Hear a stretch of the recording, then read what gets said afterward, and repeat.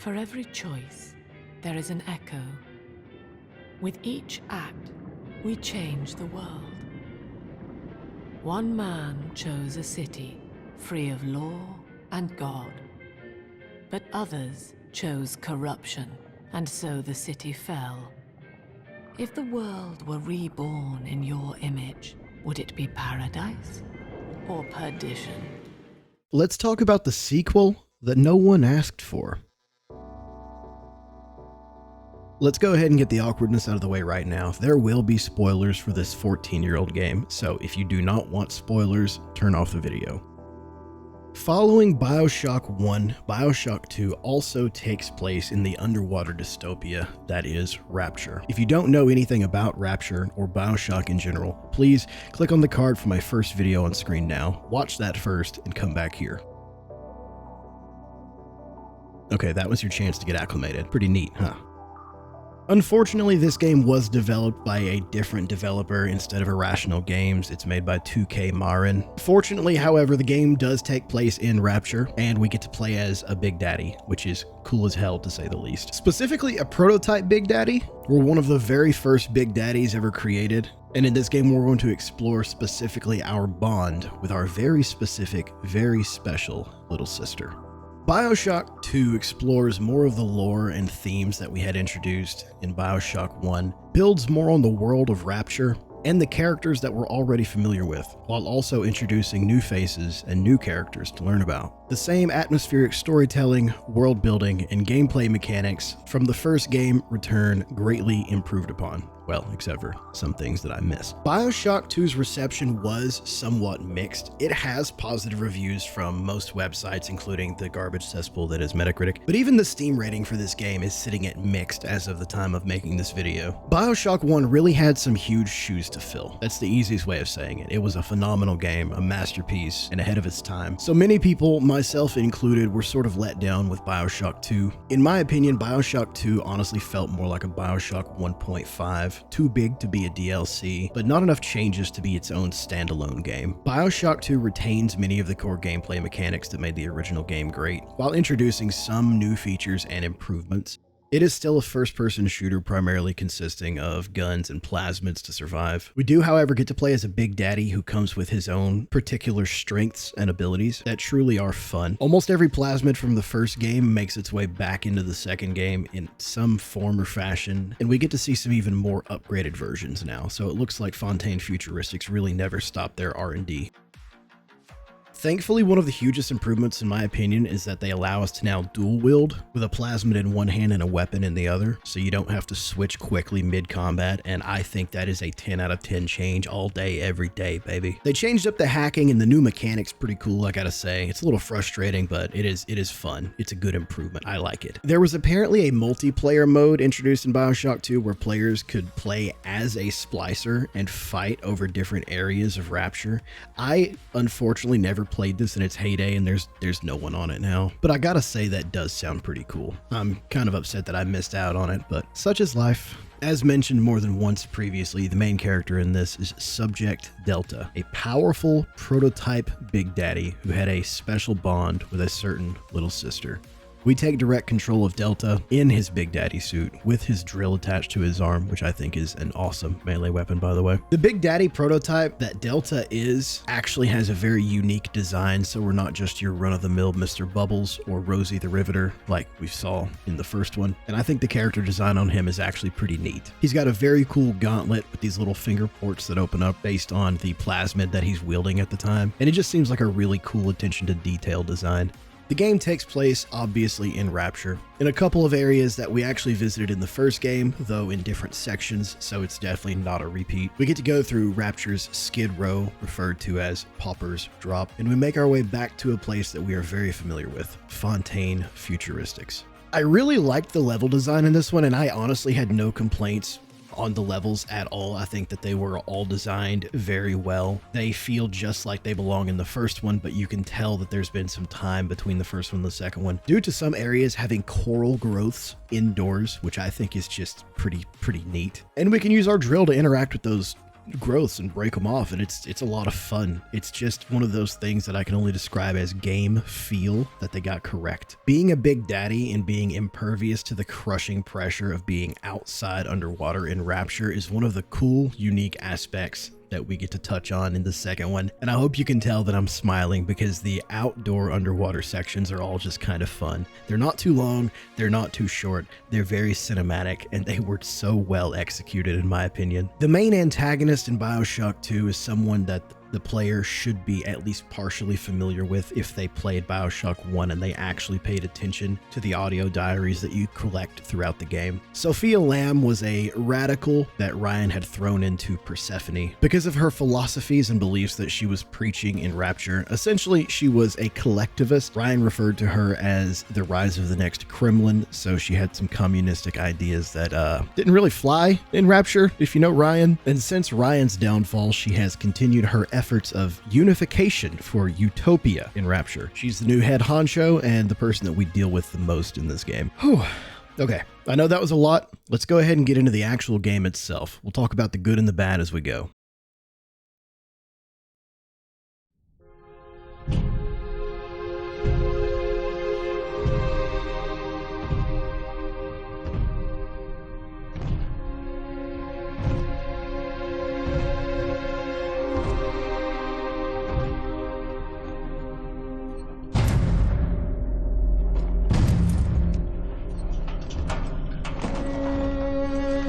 Look, Daddy, it's you.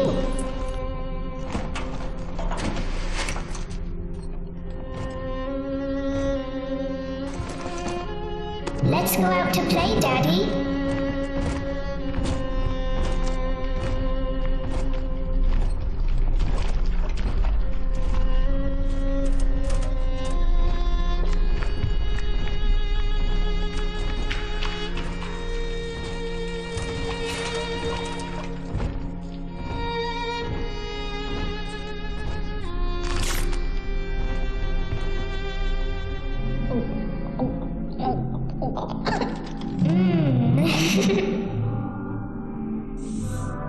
More angels, Daddy. This way.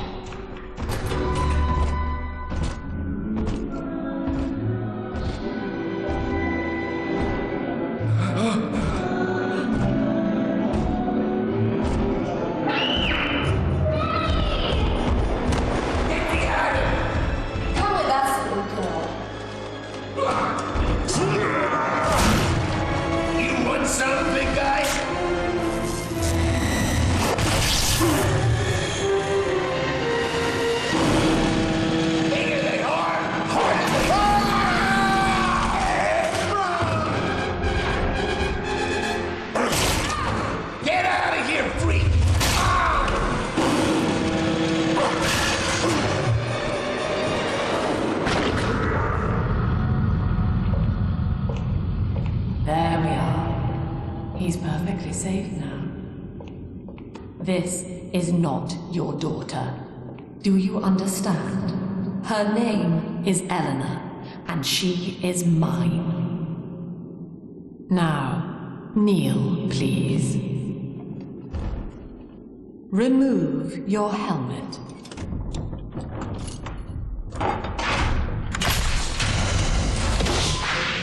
Now, take the pistol.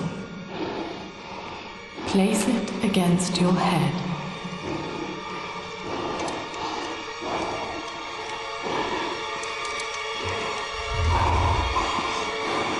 Fire.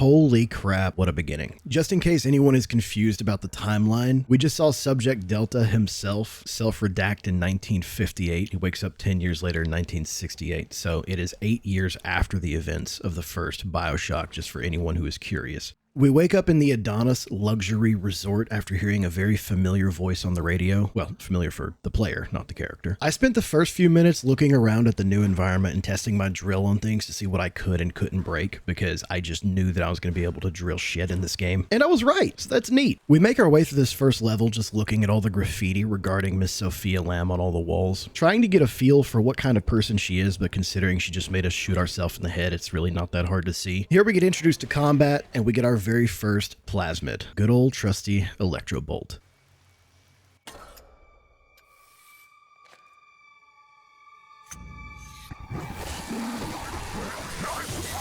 We're approached by a little sister who informs us that we need to find Sophia Lamb's daughter, Eleanor, in order to be all better, whatever that means. Just before the little shit gets yoinked and it's time for a chase.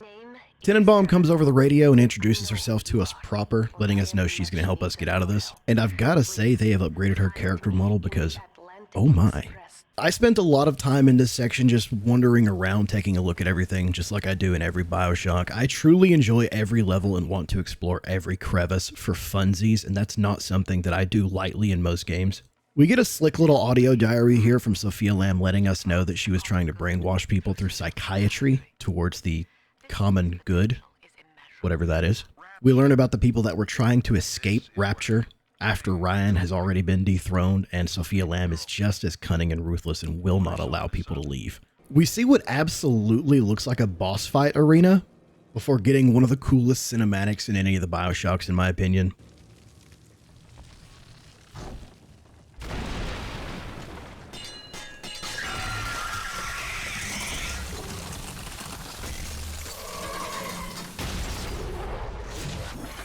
We get our first underwater section here, and I have to say that these are just so well done throughout the game. I love these. They're wonderful, and they don't feel tedious like other games underwater or outdoor sections or in space. Looking at you, Alien Isolation. We get to see new models of Big Daddies taking care of their little sisters, and that you know, the strongest enemy in the game being made even better. That's fun to look forward to, right, guys? Scripted cinematic sections for me normally don't really hit in games because it's a forced perspective and it's not natural. But this one right here where you crest the hill and you see Rapture looking foreboding and partially dilapidated. I don't know, the only way that I can describe the way Rapture looks underwater is what I would assume Gotham City should actually look like with the amount of destruction it goes through daily. All in all, it's a 10 out of 10 visual, and they did a really good job with this section in general. We make our way to the Atlantic Express, and instead of bathyspheres in this game, we get this cool ass airlock system that I thought was also really well executed.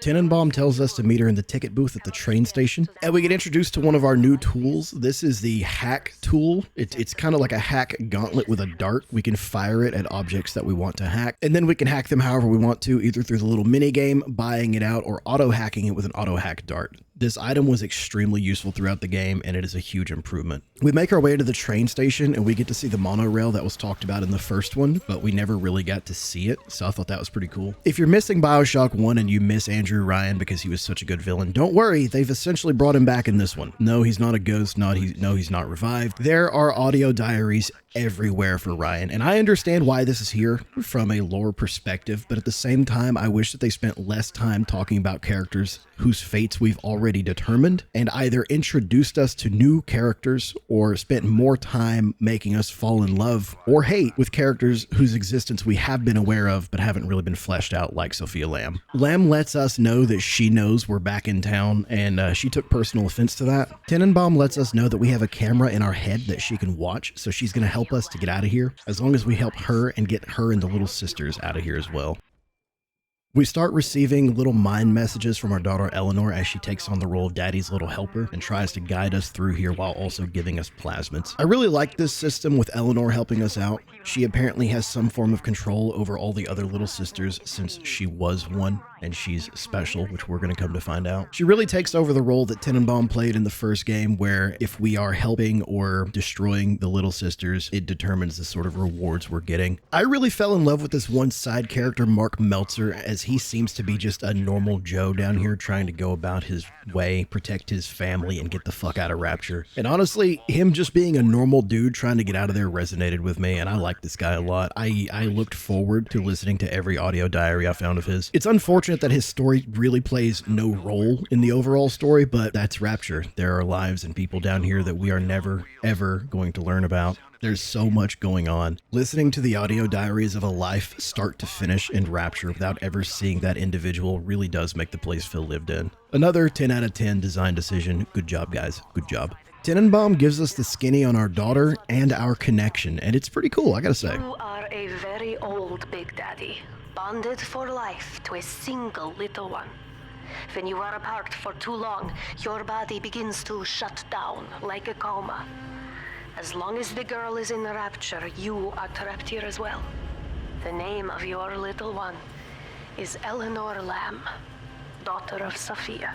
We finally meet Tenenbaum, which feels nice. She tells us that she's come back to Rapture to smuggle out more of the little sisters. Now, it's been 8 years, so I'm assuming none of these little sisters would remember her, question mark. I also thought that there were no more little sisters in Rapture. Didn't she take those all the first time she left? Regardless, it's time for a new defense section. I now have a rivet gun, and I don't understand how to use it because I begin shooting trap bolts at everyone who comes near me, and I feel stupid immediately after I realize what I've done. Tenenbaum bids us a farewell and then introduces us to our new companion, Sinclair, a name that we should be familiar with. I'll be honest and put some respect on the man's name. I like Sinclair more so than Atlas. He's not as charismatic, but he feels like a father figure, and I don't understand why, but it fits very well. We take the train and we make our way to Ryzen Amusements. We're gonna have to freeze frame now. We're about 20 minutes into this, and I've been doing nothing but sucking this game's dick for the world to see until right now. This is where the game, for me, started to break down for several reasons that I'm going to go over. First of all, in order to get past this frozen door, we just need the incinerate plasmid. Let that sink in. Almost every plasmid is available in almost every vending machine throughout all of Rapture, so why is this one at the end of an amusement park? Question mark. That was just kind of weird to me. I understand from a tutorial perspective of why Sinclair needs to tell us, the main character, what Adam is and how it is used, but the main character is also a big daddy. You would imagine he knows what Adam is and what it's used for, since that's all he does. That plot point could have been handled so much more artistically and easily. We're in a goddamn amusement park where they're selling plasmids. There could have been a voiceover on the radio letting people know, hey, bring your Adam if you want to buy plasmids. It could have been done so much more organically than telling the main character, Big Daddy, what Adam is and what it's used for, in my opinion. I don't know. I thought that was just a really stupid design decision. Let's also not forget that by this point, we have at least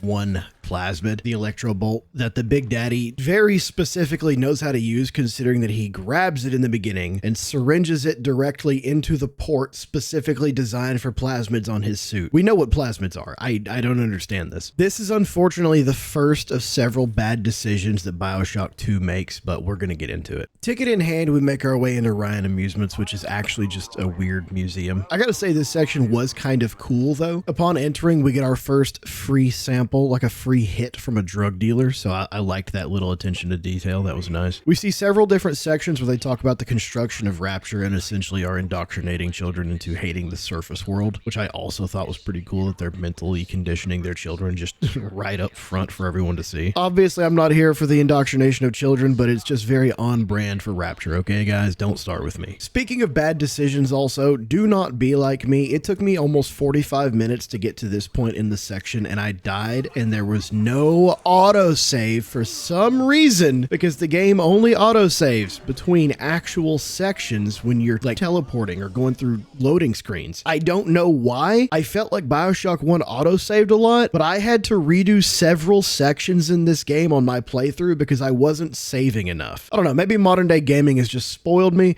but yeah, make sure you save. Do not rely on autosaves. We get a little mind kind message from Eleanor along with a gift because she's just a good little girl. We fought our very first Big Daddy, which is just a Mr. Bubbles variant that we're all used to by this point, the big old round boys. He was honestly a lot easier than I was expecting, and I was a little bit let down because he essentially dealt 0 damage to us. Either way, Big Daddy dispatched and little child yoinked. We learn about another mechanic in the game. We can either outright harvest the little sister from the moment that we meet her, or we can take her as a little companion sidekick and she can gather Adam, which is a system that we only got to use for one little 15-minute railway section in the first Bioshock. Honestly, this system was pretty cool and I didn't feel like it got stale or old. I really liked hunting down little sisters, finding the bodies that they could harvest, and then going through the little defense sections of letting them harvest the Atom before taking them and depositing them in the deco keyholes that they use as hidey holes. I thought this was really well done. Good job, guys. Following that good note, however, is the atrocity that is the Ryzen Amusements. Essentially, we follow a railway from point A to point B, and I spent close to 35 minutes just fighting and walking, and it was just a slog that felt very tedious, only to get to one body to gather some Atom. Honestly, had I harvested the little sister in the beginning, I could have cut out this entire section of the game, and truth be told, if you just harvested every single little sister that you met, you would half the time that it takes to beat this game, and I'm not exaggerating. You'll see why later. This section defeated, Atom gathered. It's time for our first moral decision. That's right, you've guessed it, baby. We can either rescue the little sisters, harvest the slug from them, and send them home with little forehead kisses,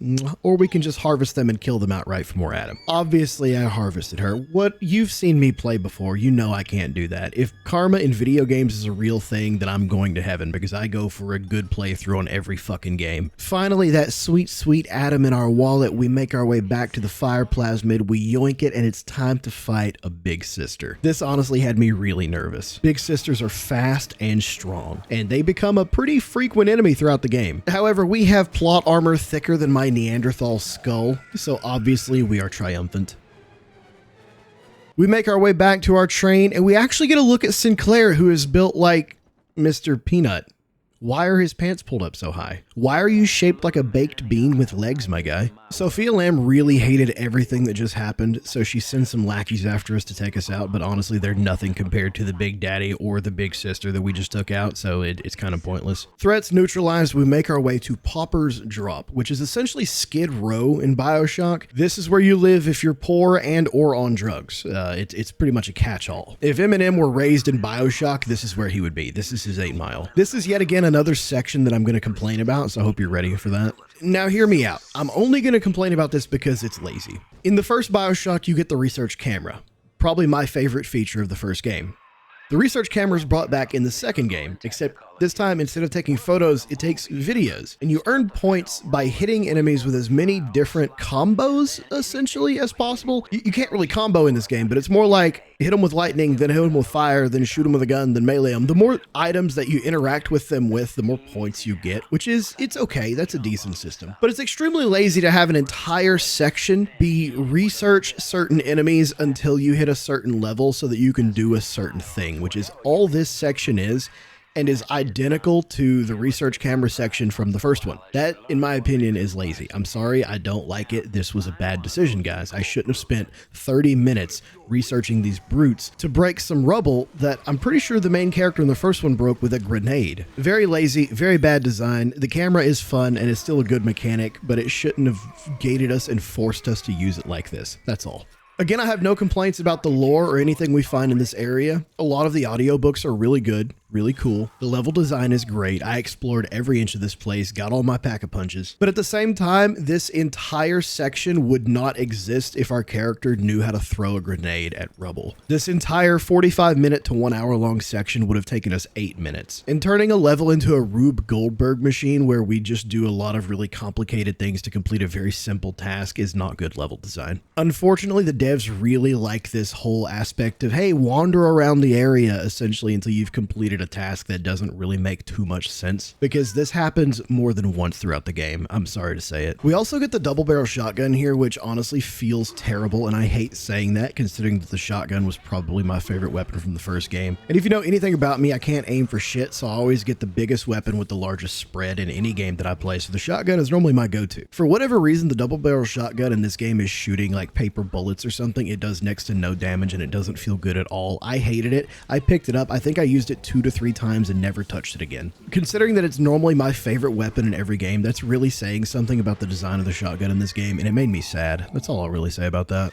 We find an audio diary here from my main dude, Mark Meltzer, where he drops a bit of a bomb on us, informing us on Sophia Lamb's cult and how they're going to the surface to steal children, and that's the entire reason the whole little sister thing is still going on. This is a massive revelation in the game if you guys don't understand, because the little sister program was shut down with Tenenbaum, and somehow Sophia Lamb is not only perpetuating it, but she's ran out of children in Rapture to steal, so they're journeying to the surface to steal children, despite the fact that they were killing anyone who tried to leave Rapture. I thought that was a little insane. We do also unfortunately learn that Mark Meltzer's daughter Cindy was taken, and he's on a vendetta to get her back. And honestly, I love Mark Meltzer. I don't know why. He's one of the only characters who has a colorized picture on his audio diaries, which is strange to me, but it's because Mark is actually still alive. That's right, his journey is ongoing, and these audio diaries are the most recent audio diaries in the game, I think. Mark has a similar storyline to the main character where he's just an average Joe trying to find his way back to his daughter, and I think that makes him pretty endearing. But where I think they fumbled the bag is if you don't pick up these audio diaries, and if you definitely don't listen to them, you don't know about this second timeline storyline going on concurrently with your own. And his storyline is honestly just so good, and I'm a little upset that you only get told it through the audio diaries that you find, and it's not something that the player has to experience. Because what that means is if you're a Neanderthal like me and you just run through games sometimes and you don't pick up all the little lore aspects, you're not going to get to know the second coolest storyline in the game. We meet our first really titular character in this game, Grace Holloway, an African-American artist and singer who came to Rapture to hit it big just like everyone else. For all the problems Rapture had, funnily enough, racism really wasn't one of them. They were actually pretty equal opportunity down here. And what I mean by that is it wasn't baked into any of the rules or laws that Rapture didn't have, that colored people had to be in a different section or use a different water fountain or bathroom or anything like that. So they had that good old unfiltered racism. If you just didn't like black people, you didn't have to hire them. Honestly, I'm not sure which one is worse. I'm sure somewhere out there's a dissertation on personal racism versus institutionalized racism, but that's not the dog we're fighting today. Grace Holloway is actually a pretty interesting character that has some depth to her, I've got to say. She interacts with us over the radio throughout this entire section, and to put it bluntly, she's a bitch. But in every audio diary we find, she is extremely nice and super sweet. We find out that when Sophia Lamb went to prison, she entrusted Eleanor into Holloway's care, and Holloway losing track of Eleanor is actually how we came to be bonded with her, and she hates us for this. Rightly so, because she's barren, and this was her only chance to be a mother, and we took that away from her, kind of. We didn't turn her into a little sister, and she doesn't understand this. She thinks that we're just a monster who is operating on children, essentially, and brainwashing them. So she hates us. I don't blame her. And truth be told, I really liked this plot point because it shows that everybody doesn't fully understand that Big Daddies are just brainwashed machines that don't do anything other than protect the little sisters. This shows that probably everybody out there thinks that Big Daddies are stealing children for funsies, I guess, and I thought that was a pretty interesting look into the psychology of everyone that sees a Big Daddy in Rapture. So yeah, good plot point. Good job, guys. Regardless, the entire point of this section is to make our way to Holloway's apartment to get her key so that we can get into the next section. And along the way, we get to listen to a ton of different audio diaries regarding Holloway, and we get to form our opinion on her before deciding whether or not we're going to let her live. And you guys have heard how I've talked about her so far. I'm obviously going to kill her. No, I'll let her live. Had me under a gun,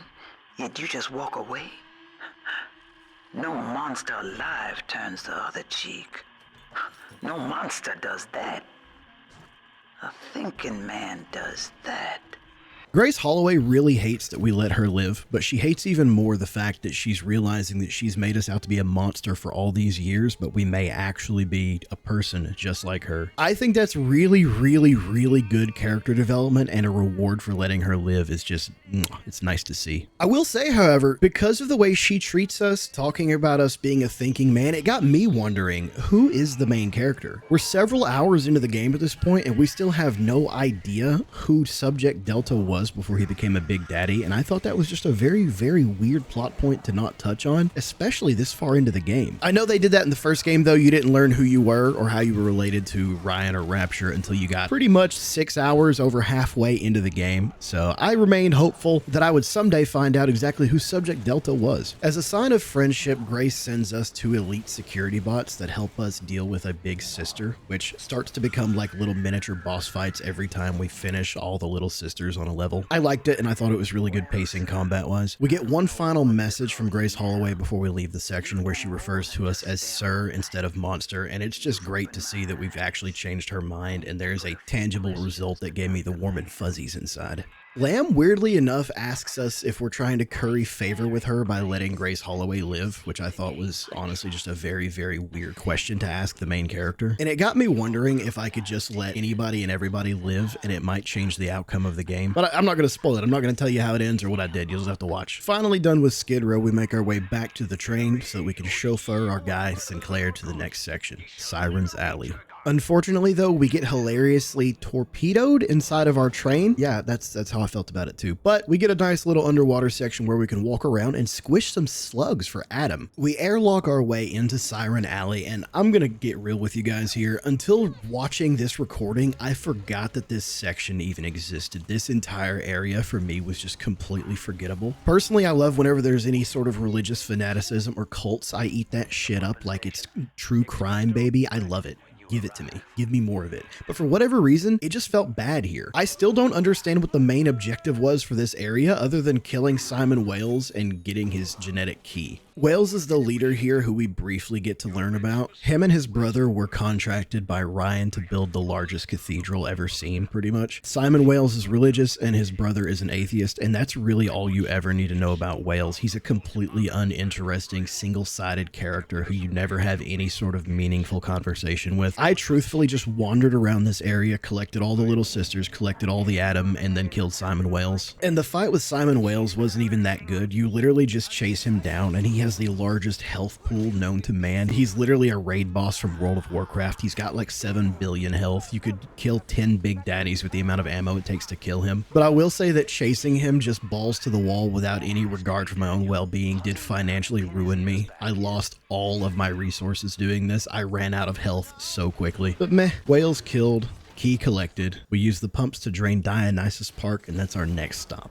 But not before Lamb throws a fit and gives us one of the actually most enjoyable sections in the game, I will admit. The only problem with it is that it only lasts like 2 minutes. She begins flooding Siren Alley while we're still in it, and we have to race to get out of it. And I just thought that it was a very cinematic experience. I did truly enjoy this one portion, but that was the only good thing about the 2 hours I spent in Siren Alley. We make it to Dionysus Park, which was truly design-wise a breath of fresh air. This was apparently Lamb's place. This was her retreat where she collected all the greatest minds in Rapture. Honestly, this is where the cult started. This is where everybody just started having blood orgies, because I guess that's what Utopia is. I guess don't knock it till you try it. We get more fan service callbacks to the first game here by running into different things that reference Sander Cohen, my favorite villain from the first game. But ultimately not really any new exposition regarding him. We start to pick up audiobooks of the next titular character that we meet, Stanley Poole, and he seems just like a sleazeball con man. He's not our Angel Grace Holloway. This dude's actually just a degenerate. I forgot to mention that part of the reason we drained Dionysus Park is that's where the train car landed with Sinclair, and he's been slowly suffocating this entire time. Thankfully, we save him in time. He is our boy. He is our golden boy. We do love Sinclair. I did start to get some weird inklings that maybe Sinclair was going to backstab me or double cross me, because Bioshock has taught me not to trust anyone that I like. But for now, he's still a cool dude. Sinclair tells us he's found a new train cart. He's going to wait for us to get there, and then we get introduced to Stanley Poole, who wants to make a deal with us. We learn a little bit more from Mark Meltzer. He's actually managed to find his daughter here, but the audio diary cuts out as he's about to have a showdown with a big sister, so we don't know what happens to him yet. Staring, waiting for the music, and she doesn't even recognize me. What have they done to her? Listen to her. The man in the moon is a girl, Mr. Bubbles. Listen, if anyone hears this, I have to know how to cure her. No! Get back! She's my little girl! Poole was originally a reporter who came here to expose Dionysus Park for what it is supposed to be, but he ended up becoming basically Lamb's lapdog, and she became his sugar mama. He told her that he was like a tortured poet or whatever, so she just kind of bankrolled letting him lazily lay around and do things like have orgies. He apparently did some really bad shit he doesn't want to talk about, and since we know that memories are passed through atom transfer from Little Sisters, we now have to engage in the laziest story gameplay loop section I've ever seen. Our entire objective here is to find 3 little sisters and then harvest all of the bodies. This area was so lazy, it honestly just felt like filler content. There was no heart to it. It really sucks too because this place is so well crafted and the level looks so nice, and they just kind of shit on it by giving you just a nothing burger of an objective. Anyways, we get a neat little audiobook about a side character that we learned about in the first game and the book, Johnny Topside, which was apparently somebody who accidentally stumbled onto Rapture. And it seems Stanley Poole has a bit of an unhealthy obsession with him, which is interesting. I keep thinking of Johnny Topside, though. It took real guts to find Rapture like he did. It makes it easier not to crack if I sort of imagine that I'm him. It's a good thing I can't tell Lamb that, though. She'd probably say I got a secret need to fall into his arms and make a wild whoopee or something. We get our 3 little sisters, we harvest all the bodies. It takes almost an hour, but the one interesting and redeeming thing that does happen throughout this entire section, aside from Mark Meltzer's audiobook, is that Eleanor can see the memories that we are harvesting from the dead people. So she shows us what Stanley did. And oh boy, is it time for revelation after revelation. When Mother was taken away, Stanley was left in charge of Dionysus Park. He spent all her money through these mad parties. It was like he was trying to ruin her.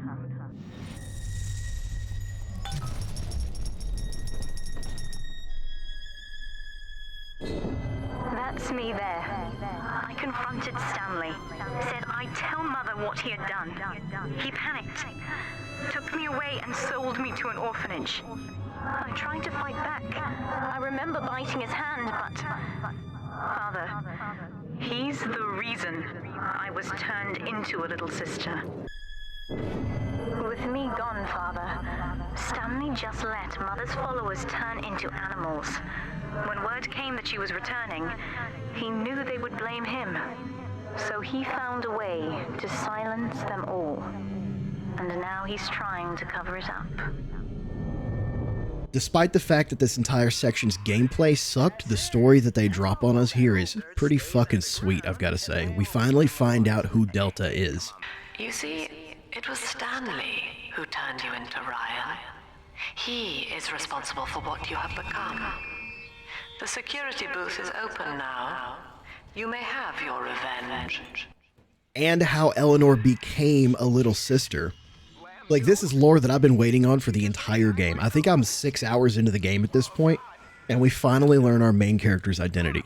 Both of these points were kind of plot twisty for me. I had no idea that they were going to revive a tiny little one-name, barely mentioned side character and make him the main character for an actual installment into the series. Johnny Topside gets mentioned for all of like 30 seconds in the first game and the book combined, and somehow he's the main character. That is just a little insane to me, but I thought it was a good shock. Most little girls just kind of went missing in Rapture, or the police showed up literally like the Gestapo and forcibly took your little girls. So I figured that's how it happened to Eleanor, right? Like, it just makes sense. But no, it turns out that her drunk, abusive stepfather essentially sold her into child slavery and murdered everyone in Dionysus Park by flooding it just to cover up his mistakes. Dude is actual garbage. And I know, I'm all about forgiveness and playing good playthroughs, but the only good thing for this man is to be 6 feet under. We kill Stanley. Siren Alley concluded. We make our way to Fontaine Futuristics. This is actually a section of the game that I did truly enjoy, but unfortunately I crashed 45 minutes into this section because of course I did, and had to play this section twice, and I hated that. For whatever reason, I never learned my lesson and was just relying on autosaves. Please do not be like me if you go back to play Bioshock 2. I am begging you. I made these mistakes so you don't have to, my friend.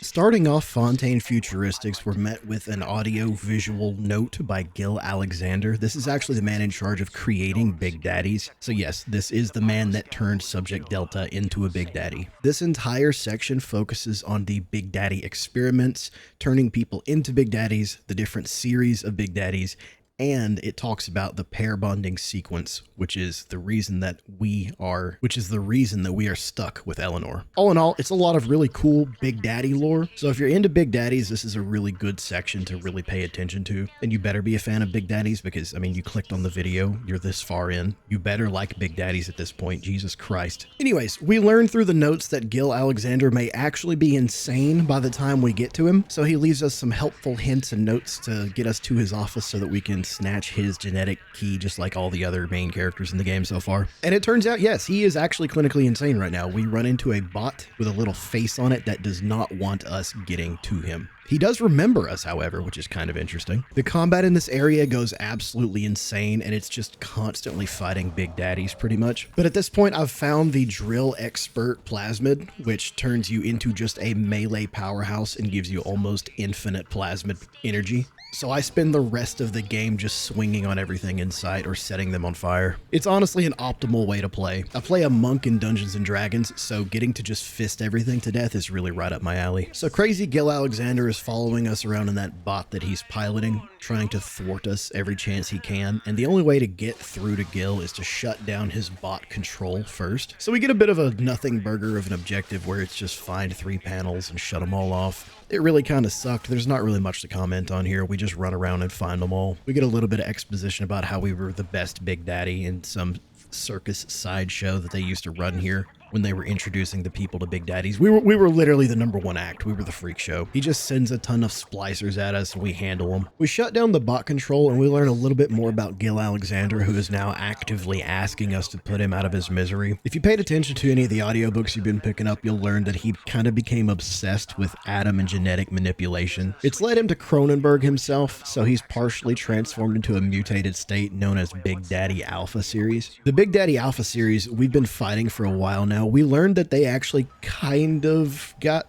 their sense of self back and went a little insane. Their fate was a lot worse than ours was, and the same thing has kind of happened to Gil Alexander here. Since not only memory, but apparently now consciousness can be transferred through Adam, Gil Alexander has been being pumped full of all of the brightest minds of Rapture to try to become the one consciousness utopian individual, blah, blah, blah. It makes sense, but saying it out loud, it sounds stupid. Essentially, what Alexander and Lamb both believe is that if they take all of the greatest minds and put them all in one person, but then remove that person's sense of self, or technically even consciousness, remove their ability to think, then they will be the one perfect person, the one perfect utopian to guide and lead everyone. And since Gil's already done this to himself, you can kind of get the feel for what Sophia Lamb is trying to do to Eleanor. So bot shut down, overrided, lockdown lifted. We get chased for a little bit, and then we make it outside to another underwater section where Sinclair tells us that they've got a secret little hidey hole down here, which is a pretty interesting idea. And we have to take Gil's genetic key, put it in this fuel pump, and it's going to open some kind of passageway. I thought this was pretty cool. This was neatly done. Making our way to the intersection here, I was briefly reminded that Bioshock is supposed to have a horror tag on it, which I have not felt this entire game. But let me tell you right now, this one section with no lights made me so goddamn nervous. Unfortunately, it only lasted for like 1 minute until you turned the light on, so womp womp, I guess. But we get to take a look at Gil Alexander, who is truly Cronenberged. He's massive, globulous, and floating inside of a tank full of atom. And unfortunately, bad game design comes in again. The game gives us a nothing burger. The only way to, quote, fight Gil is to lure him out with something juicy. We have to find 4 atom plants. What the fuck? These have never been a thing. Why are we doing this? Anyways, I hated this objective. I hated this particular section of the game, and my game crashed. I have to do it all over again. Awesome. Okay, we're back. First flower. Let's go find 3 more. Now this, for me, is where the game ends. In my mind, this is when the game ended. After the game gaslit me into killing this Big Daddy with his little sister, and what ensues, I had to take a minute to just kind of sit here because I was so genuinely upset. I need you to pay attention to this part.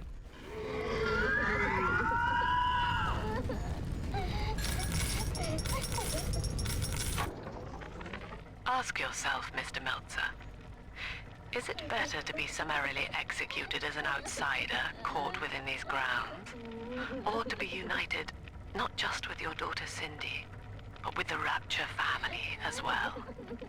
The choice is yours. I urge you to accept the Protector program. You will live by her side and remember nothing beyond your love for her. I wasn't the first to find Rapture, you crazy bitch. And I won't be the last. You do whatever you want to me. As long as I'm with Cindy, I'm a happy man.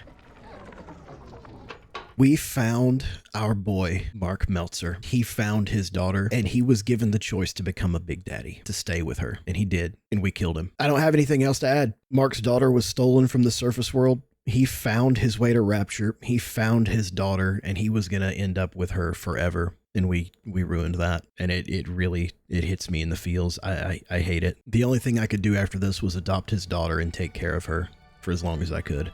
Also, a semi-interesting tidbit is that depending on how you play the game, she can be the last little sister that you ever find. If you would have went to the other wing first, you'd have gotten a little sister there, and then you would have came to this wing to get Cindy, and she would actually be your last little sister, which I thought was very poignant. Moving on, we gather all the flowers, which is admittedly pretty boring, I'm not gonna lie. This section had a ridiculous amount of combat. It feels like you're fighting 1 to 3 Big Daddies every time you round a corner. It was a lot of fun, I will say that, but there just really wasn't a whole lot going on here. They mostly just plugged the gaps in the story while you fought, and that's pretty much it. Personally, I like the story here, but the gameplay loop again does kind of suffer. The objectives are just kind of meh. All 4 flowers collected, we make our way back to Mr. Alexander and his giant tube to give him a little treat, a little snacko. This starts a fight scene that is just an utter fucking massacre. I killed so many enemies in this one little section, and it felt great. It was a lot of fun. Again, I'm not sure why we had to collect these flowers because Gil is stuck in a tank, but apparently we reeled him in. Whatever in the hell that means. We get his genetic sample, we got his key, and we get our decision. We can kill Gil just like he wanted, or we can let him live. Stuck in that tank forever because of what he did to everyone else and how many lives the man ruined. I like to think that some of these decisions are pretty morally ambiguous because it feels like leaving him alive is the more sadistic ending, but then there's, you know, killing someone and taking their life. It's a little strange. I killed him because Gil clearly understood what was going to happen and he didn't want it to happen. He did not want to lose his mind and be stuck as this giant Cronenberg slug. So pour one out for Gil and we make our way back outside. We put Gil's genetic key in and they Scooby-Doo a fake wall out of our way, and I thought that was pretty creative, clever, and it gave me a chuckle.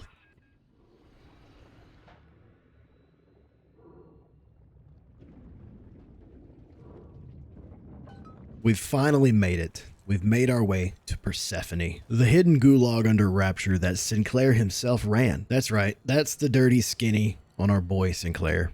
He was the one in charge of this facility, and he was trading prisoners to Ryan so that they could be turned into Big Daddies or experimented upon. This is what Sinclair did. This is his sin, and this is where Sophia and Eleanor are. The level design here was absolutely gorgeous. Persephone was done so well. We see the holding cell with our daughter in it. We hit the button, and we are immediately tag teamed by 2 big sisters. This was not fun. Fight over, half dead. Let's go get Eleanor.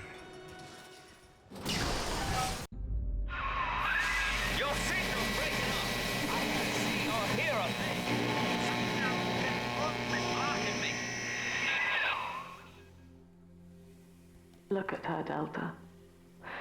10 years, and still she dreams of you. 50 seconds remaining. Do you know why Eleanor brought you here? She wanted a father. So she found a way to restore you in body and mind.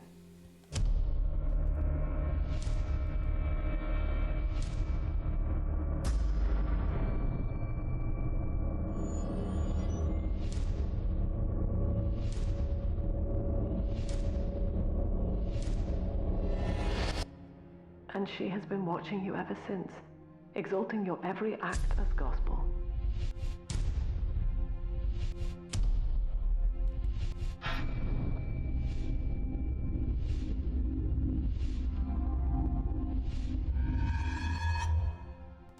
The girl lying on that bed is no longer my child, nor my life's work.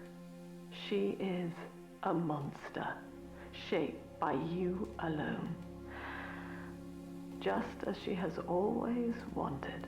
20 seconds remaining. But there is one detail of your mutual bond she failed to account for. Your body was designed to lapse into a coma when her heart ceases to beat. Eleanor, forgive me.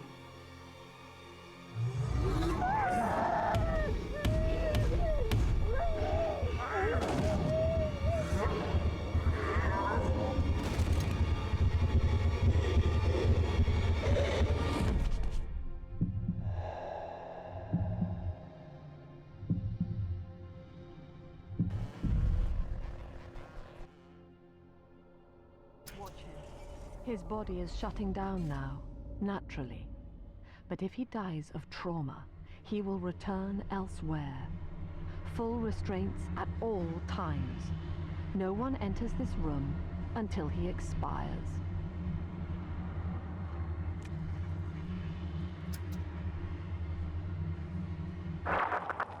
Father, it's me, Eleanor.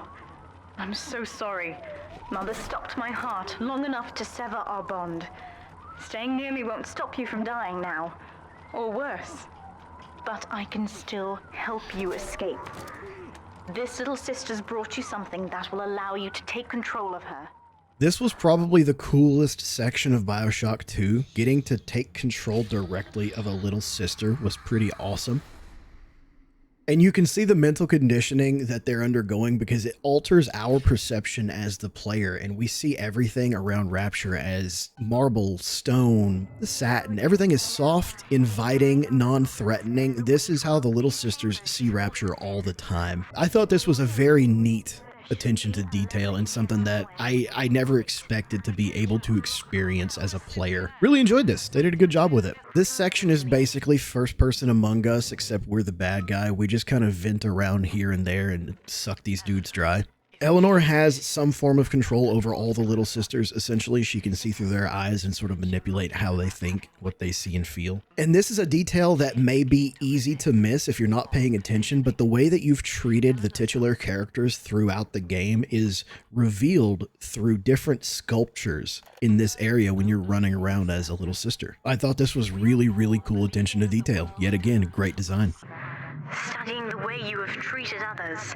And then we get an absolutely weird plot turn that I never saw coming. Eleanor wants to become a big sister. It makes complete sense for her to go from being a little sister to being a big sister so that she can help us out, but I just gotta say, I didn't see it coming. I thought this was very well done. Also, we now have dad-daughter duo fighting team. How fucking cool is that, dude? And we're both essentially big daddies. That's so awesome. This game just went from like a 6.5 to a 9.9 in this one section. And just because Bioshock cannot stop breaking my achy, breaky heart, they decide to hit me with another gotcha moment. No, Sinclair does not betray us. And where is he now? But Sophia got him. She yoinked him while we were asleep. One final Alpha series, ready to die for the family. She's mutated him into an Alpha Series Big Daddy, and he's begging us to put him down. And I hate it. I hated this part, man. To talk. Left me my goddamn tongue to torture the bomb codes out of me. She wants me to stop you leaving. I'm sorry. We've already killed one good man who was turned into a Big Daddy, and I didn't want to do it again. Sinclair locks himself in a security room, and we've got to find a way in to take him out. I actually accidentally found the way in without having to hunt down the code that you're supposed to hunt down. I paid to get into the restroom, crawled through a vent, and sat him on fire. Honestly, it was kind of funny. I'd feel much better about it and be in a much better mood if it wasn't Sinclair that I was trying to kill, man. That really tugging on my heartstrings. Sinclair screams the entire time you're fighting him because he is fully aware of what's happening but just can't control himself. And when you finally kill him, he thanks you. And it's such a bittersweet moment for me. As much as I hate this scene, it was very well done. The main objective at this point now becomes to take Sinclair's luxury lifeboat and get Eleanor and myself out to the surface. But unfortunately, Lamb floods the area that the boat's in, so we're unable to launch off. And Eleanor comes up with this genius idea that she can collect some of the little sisters, use them like puppets, and boil off the water that's blocking our escape. Honestly, it's a really good idea. This plot point made complete sense to me.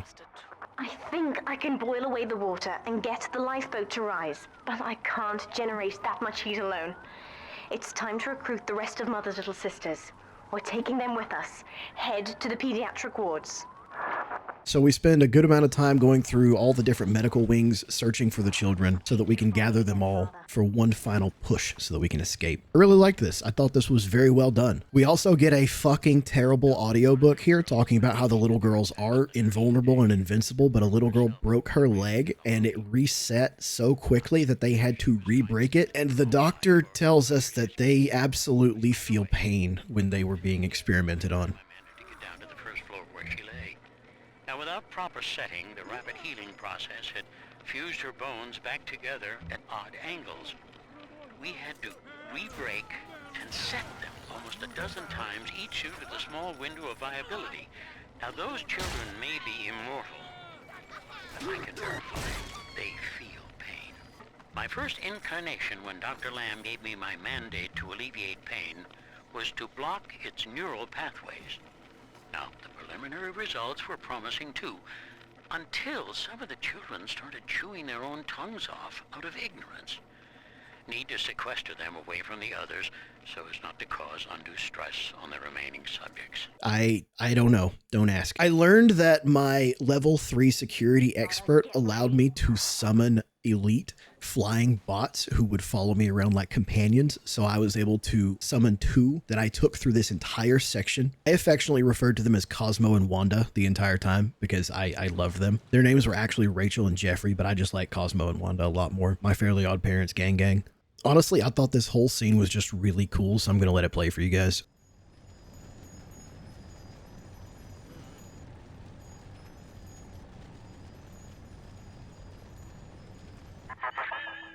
You would rip my only daughter from her home and family and feed her to a world without hope.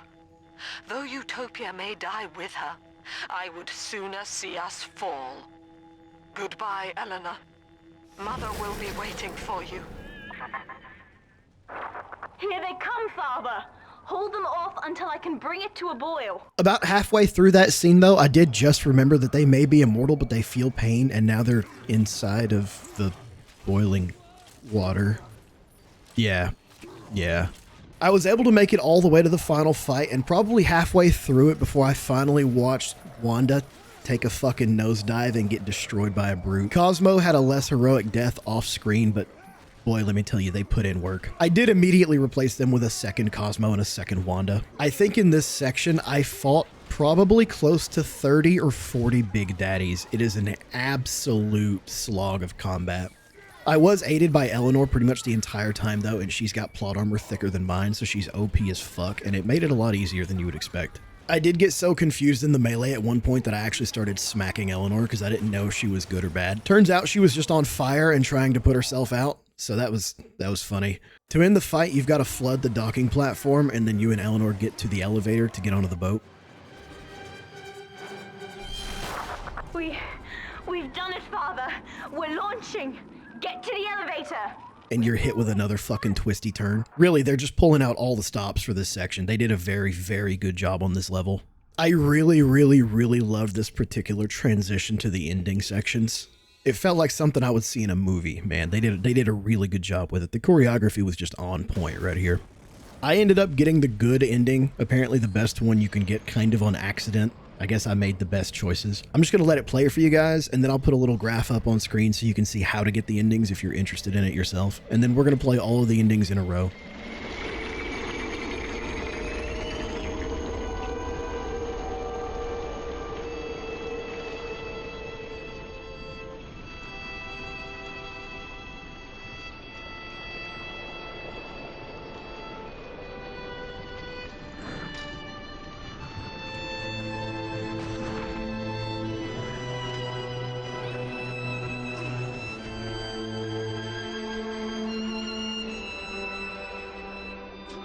And then, Father, the rapture dream was over. You taught me that evil is just a word. Under the skin, it's simple pain. For you, mercy was victory. You sacrificed, you endured, and when given the chance, you forgave. Always. Mother believed this world was irredeemable, but she was wrong, Father. We are Utopia, you and I, and in forgiving, we left the door open for her.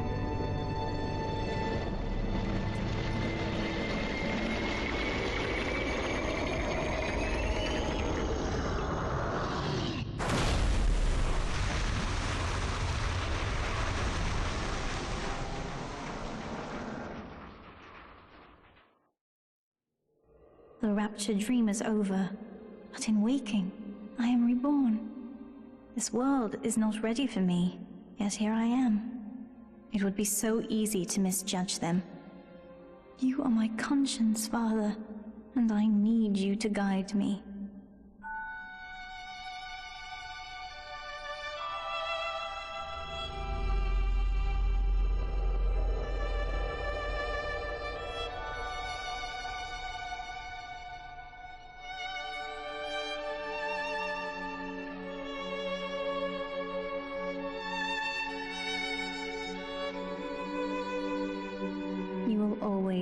Be with me now, Father.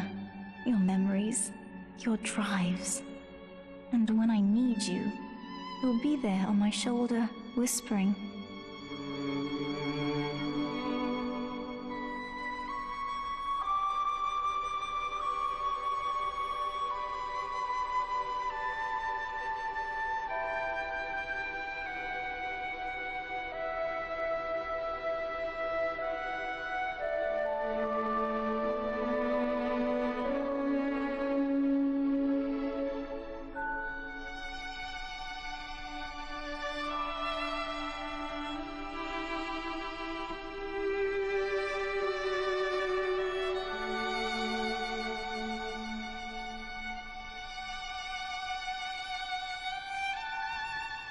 If Utopia is not a place, but a people, then we must choose carefully, for the world is about to change.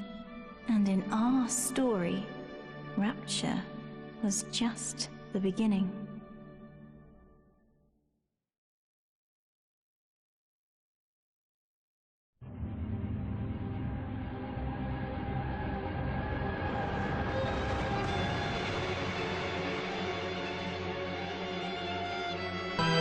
You taught me that justice is a contract. Once broken, it can never be mended. You sacrificed so much to preserve the innocent, but to the guilty, you offered no mercy. I loved my mother, and I never wanted to hurt her. But with what she did to us, she gave up the right to exist. My hands were shaking when I did it, but you were there to steady them. You made a monster of me, Father, but I wondered why you saved the others. You left me in doubt. Didn't you want me to be like you? I knew I could save you, but if you felt regret, if you wanted me to choose for myself, I would have to let you go, to let you die. The rapture dream is over, and in waking, I am alone. Mother, I left behind, and you chose to die rather than to have me follow you.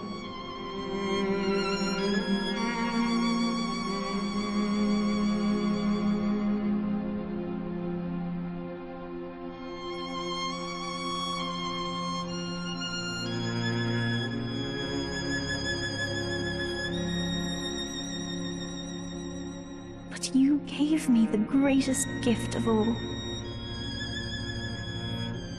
Something I have never had. My freedom. There is no name for what I am, but the world is about to change. I thought we would seize it together. Yet, as I sat there with you, I wondered if even I could be redeemed.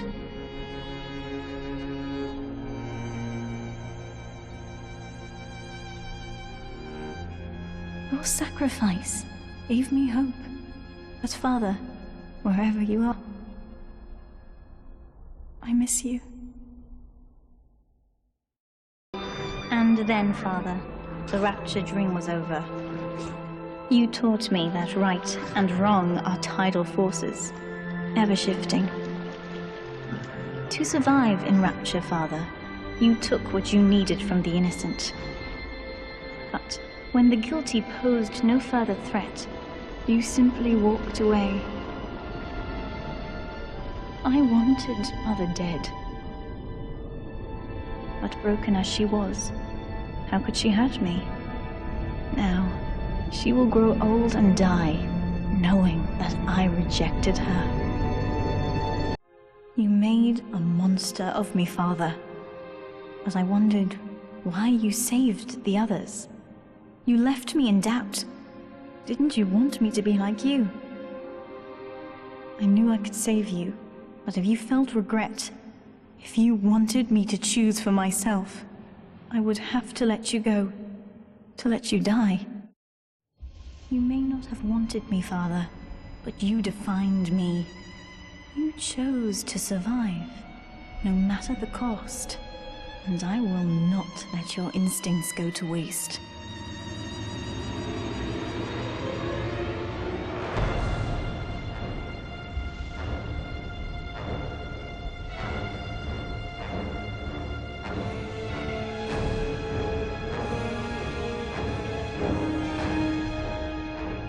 The rapture dream is over, and in waking, I am reborn. You will always be with me, Father. Your memories, your drives. When I need you, you'll be there, whispering from my shoulder.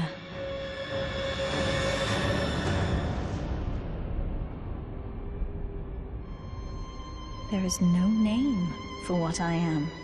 But the world is about to change, and with your help, they will never see me coming.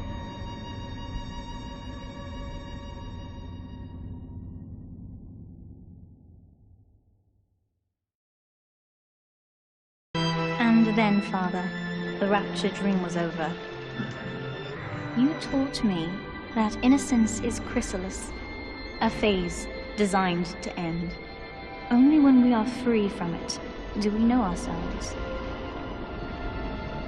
You showed me that my survival, my joy, are all that matter. I indulge. Nothing else exists.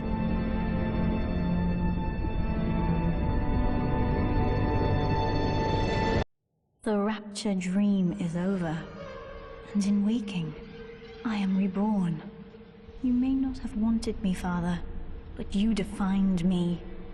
You chose to survive, no matter the cost, and I will not let your instincts go to waste.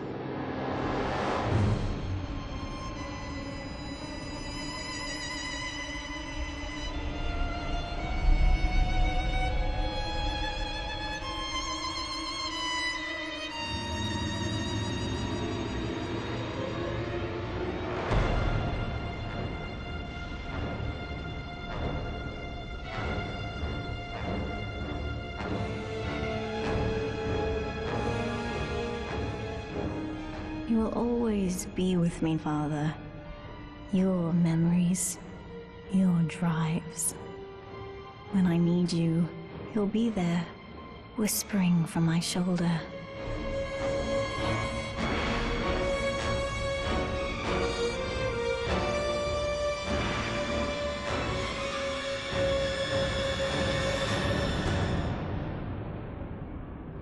There is no name for what I am, but the world is about to change, and with your help, they will never see me coming.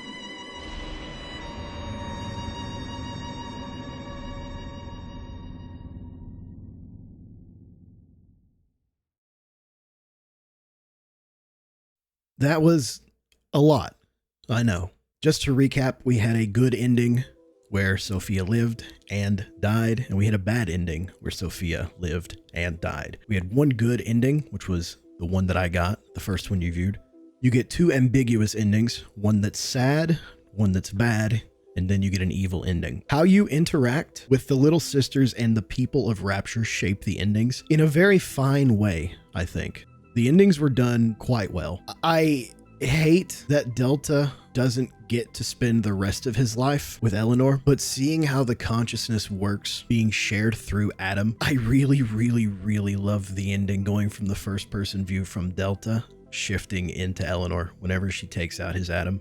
That's done so artistically well. I can't lie, the first time I saw the good ending, it left me a little speechless and a little broken inside. I'm personally going to be accepting the good ending as my canon ending, but the more realistic ending, I think, is the ambiguously sad one, where Delta chooses to die and not be passed through Eleanor, and she sits there at the end alone. I feel like that is a much more realistic ending, and thinking about it alone makes me sad. I don't really like the evil endings all that well. I feel like she was not that kind of person to just turn comically evil at the end of the game and follow in more vicious footsteps than her mother. I thought that was just, it's too ham-fisted. I don't like it. All in all, I enjoyed returning to Rapture. I think there were some things that could have been changed, story-wise, gameplay-wise, sure. But there's something about Rapture that calls to me, that keeps me playing these games. I hope you guys enjoyed returning to Rapture with me today. Let me know what you thought about the video. If you liked it, give me a like. If you didn't, drop a comment. Tell me why. Let me know what other games you would like to see me cover on the channel. I will be finishing off the Bioshock trilogy next, so be on the lookout for that video. Thank you to each and every person who made it this far in the video. I appreciate you the most. Please don't forget to like and hit that subscribe button. And as always, guys, thanks for watching.